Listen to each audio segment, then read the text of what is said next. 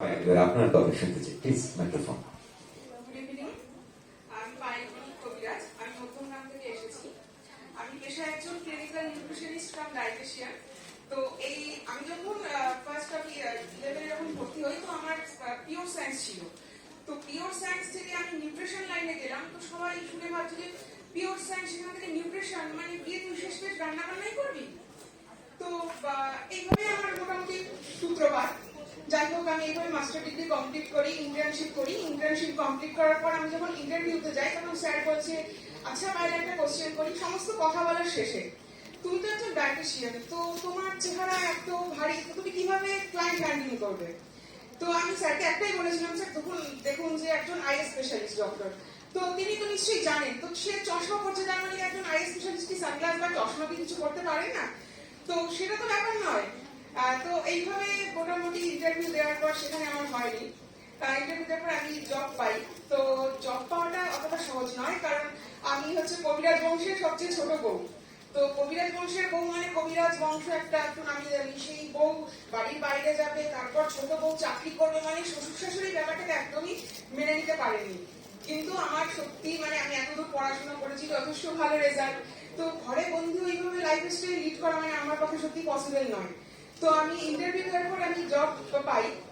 Job পাওয়ার পর আমি কিন্তু এরকম নয় যে জব পাচ্ছি মানে শ্বশুর শাশুড়ি নিয়ে থাকি, যে শুধু জবের দিকেই দৌড়াচ্ছি তা নয়। আমি কিন্তু রান্না বান্না, ওই যে বলেছিল রান্না বান্না করবি, মানে এই জিনিসটা যেন আমার মাইন্ডে একটা যেন ক্র্যাক করতো।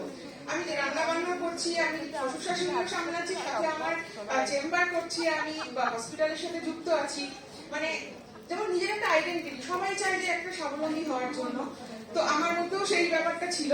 মানে আজকের দিনে দাঁড়িয়ে মানে ফেসবুক পেজ আমি যথেষ্ট আপডেট, আমার ক্লায়েন্ট রিভিউ থেকে শুরু করে সমস্ত কিছু আমি ফেসবুকে দিই। মানে মধ্যমগ্রামের বুকে দাঁড়িয়ে মানে আমি হয়তো বলবো সবাই জানে না, কিন্তু কিছু শতাংশ মানুষ মানে ডায়েটিশিয়ান পায়েল বণিক বলে বুঝতে পারে যে না, ঠিক ওই পায়েলই হবে, এরকম একটা ব্যাপার। মানে সত্যি এই যে ম্যাম ডায়েটিশিয়ান পায়েল বণিক ম্যাম, মানে এই জিনিসটা শুনতে না সত্যি আমার খুব ভীষণ ভালো লাগে। মানে হাউস ওয়াইফও আছি, বাড়ির দিক থেকে বাড়িতে একদম ঠিকঠাক, কিন্তু এই যে বাইরে বেরিয়ে এত ক্লায়েন্ট সামলাচ্ছি, এত পেশেন্ট সামলাচ্ছি, এই যে সবার ভালোবাসা পাচ্ছি, মানে সত্যি নিজেকে নিয়ে নিজেকে মনে একটু বেশি গর্ববোধ করি। এটাই সবাইকে ধন্যবাদ। চমৎকার চমৎকার। এবং আপনার সেই যে ঘরে বাইরে সামলানো দশভুজা হয়ে, এটা নিঃসন্দেহে আপনাকে করে তুলেছে সানরাইজ পিওর অনন্যা।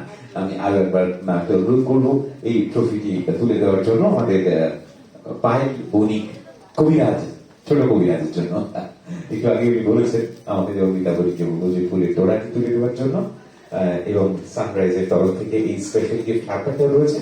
তাহলে ম্যামকে বলবো যে সেই হ্যাম্পারটাও তুলে দেওয়ার জন্য, এবং তারপর সবাই মিলে জিনিসপত্রগুলো ধরে একটু দাঁড়াতে, যাতে আমাদের ক্যামেরাম্যান বন্ধুরা ছবিটা তুলতে পারে।